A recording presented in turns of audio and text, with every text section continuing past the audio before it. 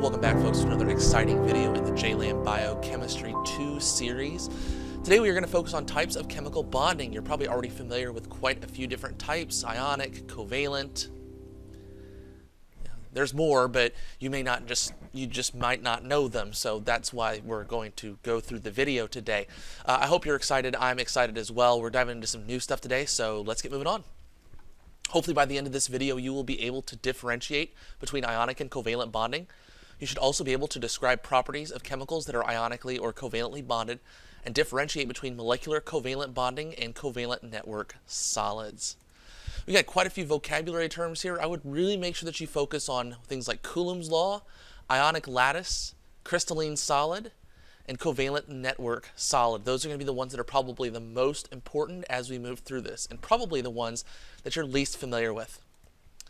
Now, the reason chemicals bond, the entire reason, is to reduce the amount of potential energy that they have, essentially satisfying the octet rule. If you think about it, if the octet rule is satisfied, they have no desire to bond, their outer shell is filled, and therefore they would have very low potential energy to really do anything. One way that they do this is through ionic bonding to form ionic compounds, and they're formed from the attractive forces of ions. An electron gets donated, one from another. So for example, a sodium ion has one valence electron in its outer shell. Chlorine has 7. It donates the 1 to the 7, so that way sodium has 8 in its outer shell, chlorine has 8 in its outer shell. That results in 2 charges, a positive and a negative, and those 2 charges attract one another. There's covalent bonding as well, which we'll talk about in a little bit. Now, why do those ions attract one another? Well, something that's really important is called Coulomb's law, and Coulomb's law explains the electrostatic force that exists between ions, that is, positive and negative charges. We know that positive and negative attract one another. Now, there are 2 main factors that play an impact on how attracted those ions are. It has to do with the distance between the 2 atoms, which we can understand by looking at atomic radius, which we've talked about quite a bit, as well as the charge of the atoms. If the atoms have a +2 and -2 charge, then the charges are greater, and therefore there's going to be more attraction. If there's more attraction between 2 atoms, that bond is going to be stronger. And if the bond is stronger, that has a huge impact on a lot of the molecular properties, things like boiling point, freezing point, melting point, those types of things. So just some things to keep in mind. Coulomb's law plays a huge role in determining how those chemicals bond, as well as what chemical properties those end up having. So ionic bonding occurs between oppositely charged ions. Now, when we think of an ionic bond, usually we just look at 1 sodium and 1 chlorine, just as an example.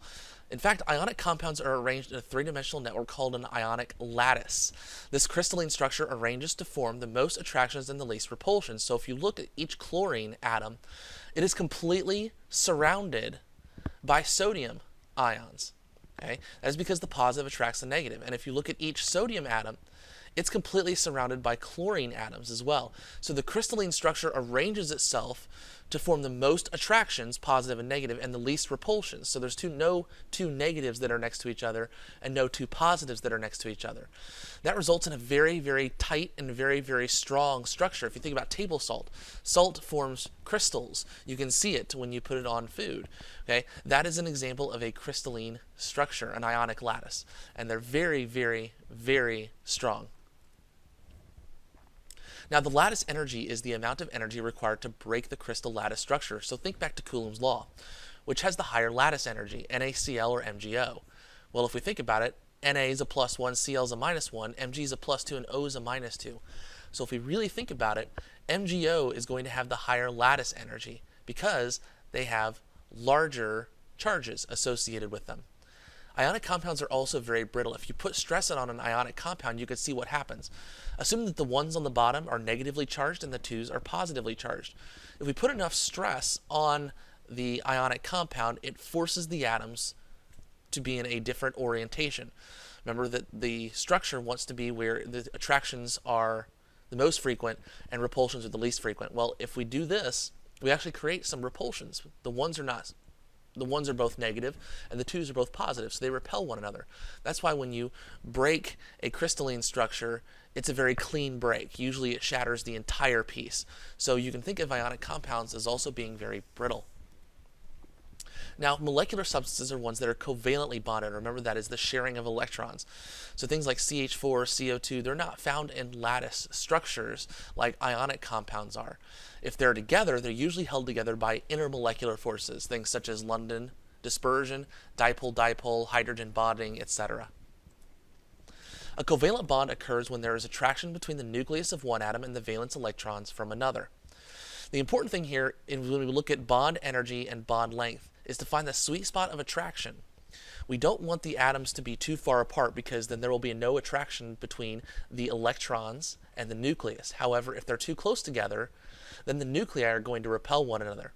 So there's a sweet spot right in the middle where the electrons are attracted enough to the opposing nucleus, yet the nuclei do not repel one another.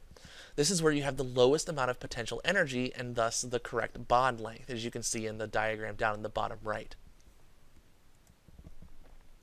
Regardless of how a bond is formed, it always takes energy to break a chemical bond, and energy is always released when it is made. That's a really important concept. We need to take energy and put energy in to break a chemical bond. That requires energy to occur. Anytime we make a chemical bond, energy is actually being released, which is what results in the lower amount of potential energy that is found when two atoms chemically bond. Last couple things we're going to take a look at here is a covalent network solid, and this is a solid that is formed between covalent bonds. So think, for example, carbon. Carbon is in both of the structures you see on the right. In fact, both the structures on the right are only made of carbon.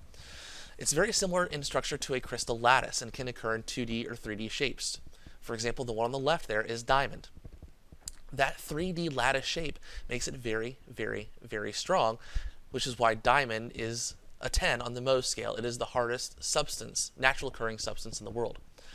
Graphite, on the other hand, you wouldn't think of it being in a lattice structure, but it forms two-dimensional shapes. Those two-dimensional shapes are held together with hydrogen bonds. So every time you write with a pencil using graphite, you're actually breaking the hydrogen bonds that exist between the layers of graphite, thus resulting in the design or letter or whatever you're writing down.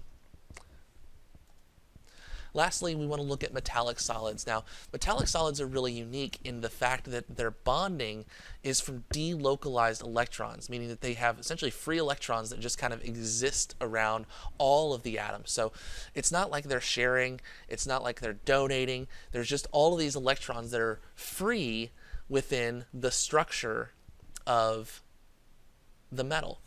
And so as a result, you have all those positives that are next to each other, but all those electrons that are in between the positive charges prevent the repulsions from happening. Because of this free movement of electrons, that allows for the free movement of electricity. Electrons can freely move within the metallic structure. It also allows for malleability as well. If you remember, ionic structures are very brittle. Well, with the sea of electrons, when you bend a metal, those electrons actually kind of move with the metal, thus preventing it from just having a nice, clean break. Hopefully you picked up quite a bit from this. There's lots of really good stuff in this particular video. Hope you guys have a great day. Welcome back from break. Excited to see everybody back again, and we will see you guys next time. Take care, guys. Have a great day. Bye-bye.